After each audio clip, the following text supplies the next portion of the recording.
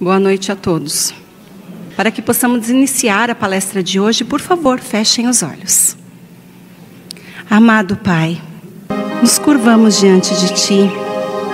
Agradecidos estamos por tudo que temos recebido. Agradecemos imensamente aos Seus servos, os Espíritos bondosos e iluminados que nos dão assistência neste momento.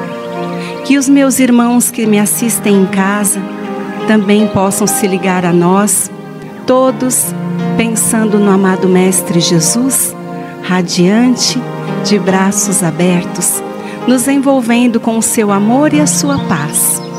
E desta forma, eu peço que seja possível receber as inspirações de meu mentor Erasmo Gurgel. Apenas como médium, me coloco à disposição de servir no trabalho edificante. Graças a Deus, graças a Jesus. A palestra de hoje tem como tema a fé e a caridade. Nós iniciamos com o Evangelho segundo o Espiritismo no capítulo 19. E Kardec nos explica que fé é um sentimento inato no homem. A fé, ela é depositada dentro de nós em germe. E desta maneira, precisa eclodir. Está em estado latente e, em qualquer momento, pode nascer. Vai depender da nossa inteira vontade. Nós também podemos afirmar que a fé, ela é a vontade de querer. É a confiança que nós temos de que alguma coisa vai se cumprir. E Jesus mostra para nós a fé em diversas passagens do Evangelho, quando ele fala sobre os milagres. Então, desta maneira, Jesus traz para nós esta certeza de que nós podemos atrair para nós aquilo que desejamos. Mas nós precisamos ter esta certeza da concretização daquilo que se espera ter. Nós ainda vamos falar que a verdadeira fé, ela tem que estar aliada à humildade. É quando o homem, ele acredita, ele confia mais em Deus do que em si mesmo. Ele está certo de que, simples instrumento da vontade de Deus, nada pode sem Ele. E é desta maneira, com esta consciência, com esta atitude, que ele consegue atrair para junto de si os bons espíritos para lhe auxiliarem. Mas nós vamos nos lembrar de uma passagem do Evangelho de Mateus, capítulo 17, versículos 14 a 20. Quando um homem se atira aos pés de Jesus e diz: Senhor, tenha piedade do meu filho que é lunático. Ele sofre muito, cai na água e no fogo. Já o apresentei aos discípulos que não puderam curá-lo. E Jesus diz: ó raça incrédula e depravada, até quando estarei contigo? Até quando sofrerão? Traz o menino. Jesus ameaça o demônio e desta maneira consegue expulsá-lo. E o menino se cura. Os discípulos então se aproximam de Jesus em particular e perguntam: Mestre, por que não pudemos expulsar o demônio? E Jesus explica: por causa da incredulidade de vocês. Se tivessem fé como um grão de mostarda, diriam a esta montanha: transporta-te daqui para ali. Ela se transportaria e nada vos seria impossível. Portanto, é uma passagem linda. Nada vos seria impossível, nada. Mas onde está esta fé do tamanho de um pequenino grão de mostarda? As montanhas são as adversidades da nossa vida. São todas as dificuldades que nós enfrentamos na nossa estrada evolutiva. Mas também estas montanhas podem se apresentar para nós com todos os casos de egoísmo que nós enfrentamos. São as pessoas de má vontade que estão diante de nós diariamente, São todos os preconceitos que nós enfrentamos, nós que somos mulheres, nós que somos negros, nós que somos nordestinos, nós que somos homossexuais. Todos nós enfrentamos uma série de adversidades e estas paixões e fanatismos, todas estas são as montanhas que nós encontramos em nossa vida. Então Jesus diz que nós podemos transpor as montanhas se tivéssemos fé. Então Kardec continua no Evangelho segundo o Espiritismo, capítulo 19. A fé é a certeza do cumprimento de alguma coisa. Aquela pessoa que tem fé, ela tem tanta certeza que ela pode realizar grandes coisas. Mas Kardec fala para nós que todas as religiões têm os seus artigos de fé. Ele ainda explica que a fé robusta é aquela que traz perseverança, energia e também lhe fornece os recursos para vencer todos os obstáculos da vida. Mas, dizendo que todas as religiões têm seus artigos de fé, ele traz para nós dois tipos de fé: a fé cega e a fé raciocinada. E nós falamos muito disso no Espiritismo.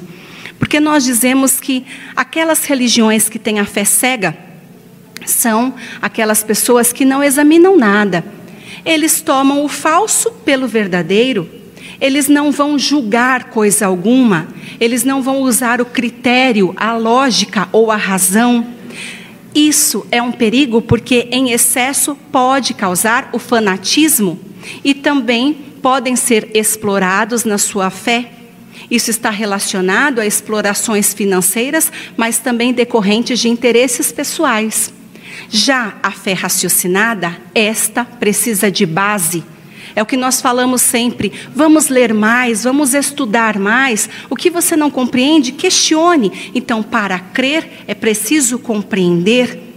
É esta fé que o Espiritismo apresenta para nós, a da lógica, a da razão. Tem uma frase que Kardec usa muito. Ele diz que sem a luz da razão, a fé se obscurece.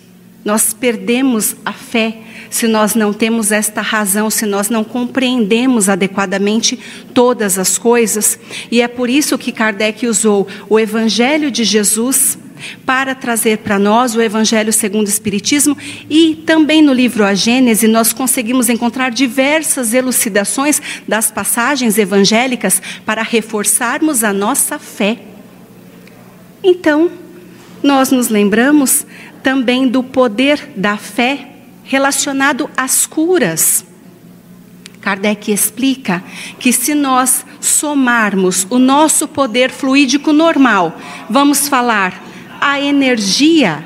Então, quando nós emanamos a nossa energia e nós associamos a ela também uma fé ardente, e além disso, nós conseguimos associar uma vontade dirigida para o bem, nós podemos produzir estranhos fenômenos de cura, que podem ser traduzidos como verdadeiros milagres, mas que Jesus dizia: os prodígios que cada um de nós pode fazer se tivermos esta fé pequenina, como um grão de mostarda. Eu me lembro, como terapeuta, dos inúmeros casos onde nós recebemos pacientes neurológicos. Estes são os mais fáceis de observarmos, infelizmente, porque eles chegam com muitas limitações e, eventualmente, o médico pode afirmar: ele nunca mais vai andar. Vocês, familiares, devem se entregar à oração, porque realmente nós identificamos uma questão muito grave. Progressivamente ele vai paralisar os seus músculos, até que a musculatura respiratória entre em falência. Infelizmente, nos próximos 3 a 6 meses, este senhor vai a óbito. E a família não sabe o que fazer com esta notícia. A família entra em prantos e em desespero. Mas de repente a luz do Senhor ilumina aquele lar e as pessoas se entregam à prece, se entregam a uma perseverança e falam: vamos cuidar dele da melhor forma possível. E nós terapeutas conseguimos estar envolvidos em tudo isso e conseguimos observar como a pessoa pode melhorar progressivamente, radiante, a partir da sua fé em Deus e em Jesus.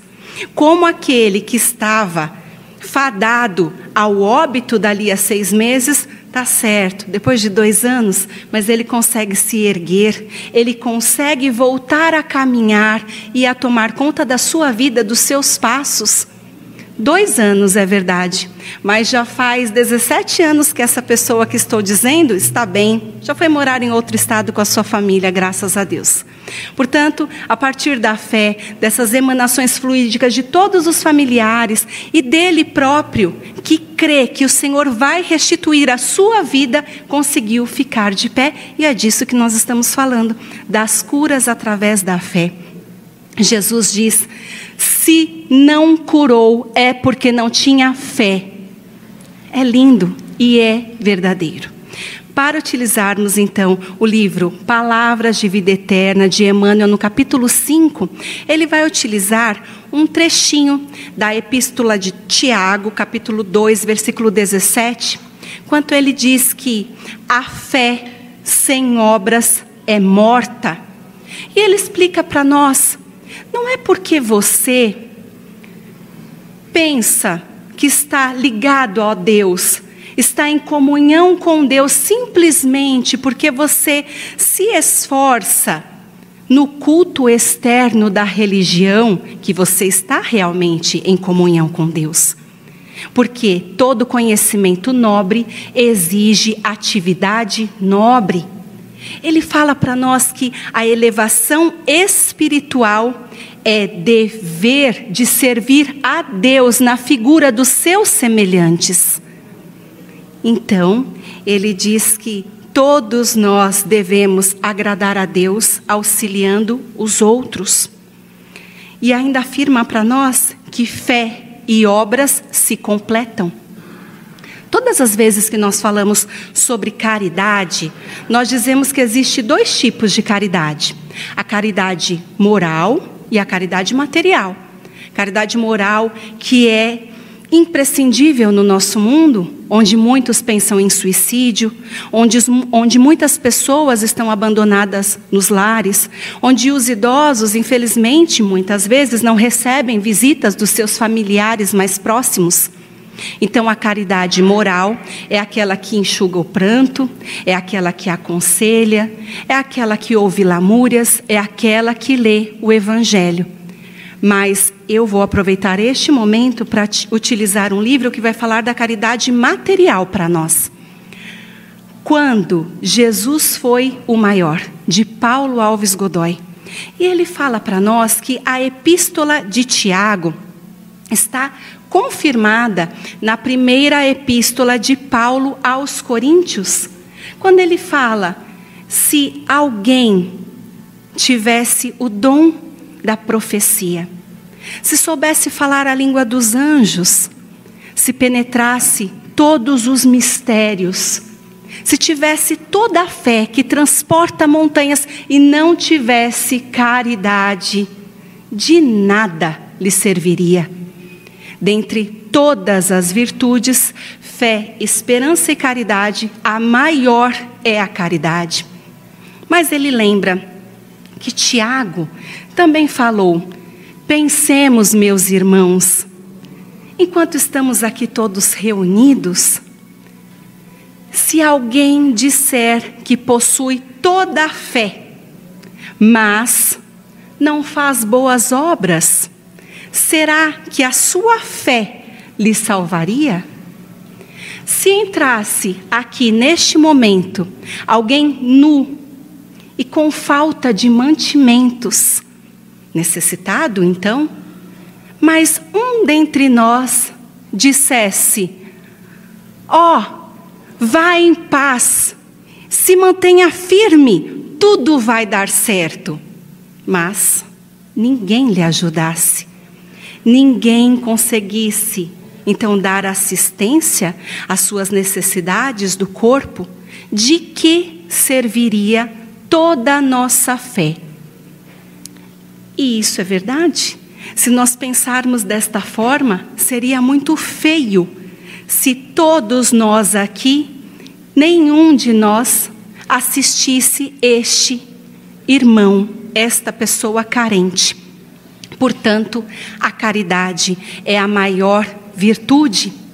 Ele ainda continua, Tiago, dizendo que se alguém tiver a fé robusta, então, como eu disse, é aquela fé que tem todas as situações, que tem todos os motivos para transpor as suas montanhas, para realizar qualquer coisa, vencer seus obstáculos. E se esta pessoa, ela tivesse essa fé robusta, e alguém carente, nu, com fome, lhe pedisse uma ajuda, e esta pessoa não fornecesse essa assistência, então esta atitude anularia a sua fé.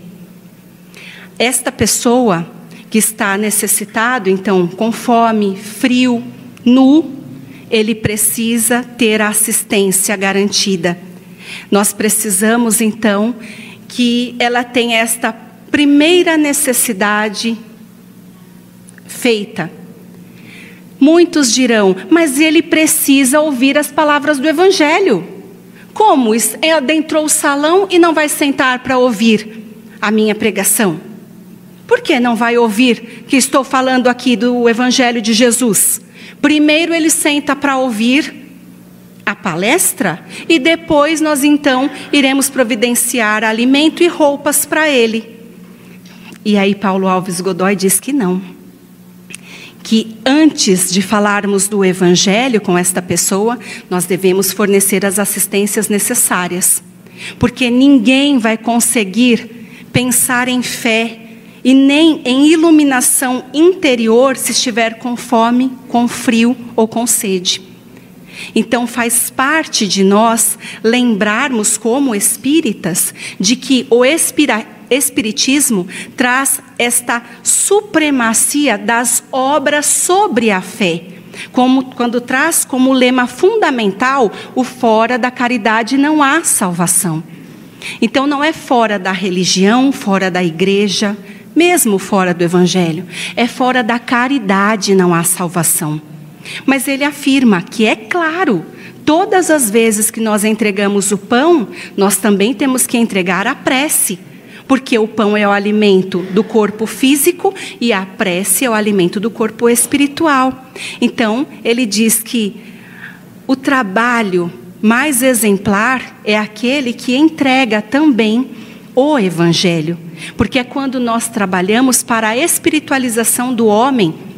E quando nós fazemos isso, nós conseguimos modificar o homem internamente.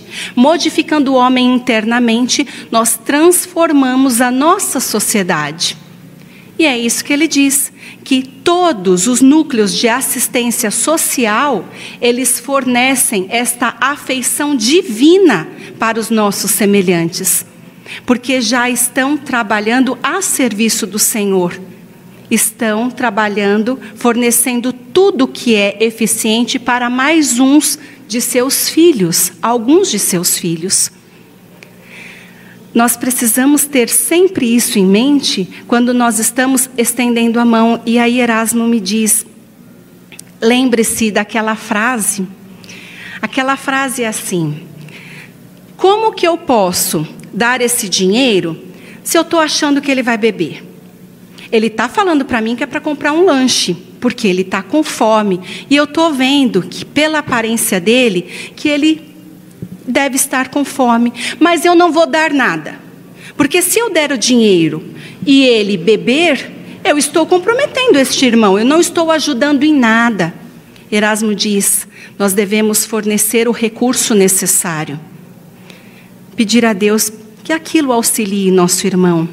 Mas ele é independente, ele tem o livre-arbítrio para decidir o que faz deste recurso.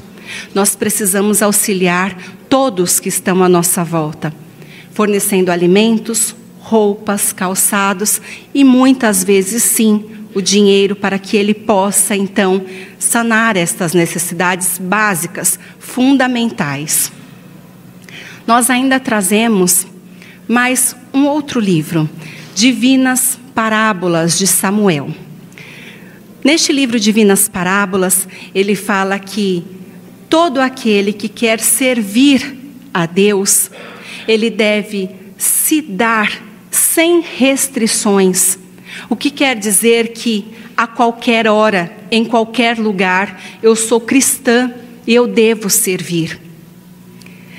Eu não posso trabalhar questionando a obra do Senhor. Então, eu me ofereço de coração aberto, sem perguntar qual será o resultado disso que estou fazendo. Eu preciso trabalhar com a maior humildade, tendo a certeza de que Deus estará sempre presente no trabalho que estou realizando. Eu tenho que saber que Deus vai sim abençoar estas boas intenções que eu tenho. Deus estará fortalecendo a minha fé para que eu possa prosseguir neste trabalho do bem. E desta maneira, Samuel diz para nós que nós precisamos ter sempre em mente que muitas vezes estaremos restringindo a nós mesmos. Trabalhando cansados, sim. Trabalhando com fome, sim. Mas sabedores de que tudo que eu faço em prol do meu semelhante, eu estou trabalhando em nome do Senhor para o futuro promissor de toda a humanidade. Se todos nós nos uníssemos nesta causa, certamente seria uma humanidade modificada. E é com isso que nós trazemos a reflexão de hoje. Muitos dirão, mas eu não posso ajudar, porque eu também estou passando por privações na minha casa. Eu tenho tão pouco, tenho muitos filhos, lá também falta o básico. Jesus nos trouxe o óbolo da viúva, para nos lembrarmos que muitas vezes aquele que tem só um pouquinho também pode ajudar. Não importa o montante da oferta, mas sim o desapego, a forma como você está doando, de todo o coração. A reflexão é essa. Quantas vezes nós ajudamos hoje? Só hoje. Quantas formas você utilizou para fazer a caridade? Você trabalhou com a caridade moral, minha irmã? Que lindo, Deus te abençoe. Você trabalhou com a caridade material, Deus te abençoe. Sabendo que no lugar do necessitado poderíamos estar cada um de nós. Eu agradeço pela oportunidade que tive para que possamos finalizar a palestra. Por favor, fechem os olhos. Nós agradecemos, Senhor meu Deus, porque temos roupas a nos aquecer, temos alimentos, um teto que nos abriga. Nós agradecemos, Senhor meu Deus, porque sempre tem alguém que nos escuta, sempre tem alguém que nos aconselha. Nós agradecemos pela família que o Senhor nos concedeu, que nos ampara tanto. Mas, Pai, por favor, envia os teus emissários naquele lar onde falta de tudo. Que essas pessoas escutem o Senhor e que estes emissários possam fornecer esperança, fé, possam fornecer esta luz que os guia até um local onde eles vão ser assistidos. Ó meu Pai, que não falte a nenhum de nós esta consciência de que precisamos auxiliar, de que a nossa consciência nos guia e guia a nossa fé ao Senhor, mas que são as nossas obras que podem transmitir o amor que temos a Ti. Eu agradeço muito o auxílio de Erasmo em mais este trabalho. Graças a Deus, graças a Jesus. Muito obrigada a todos, paz e luz.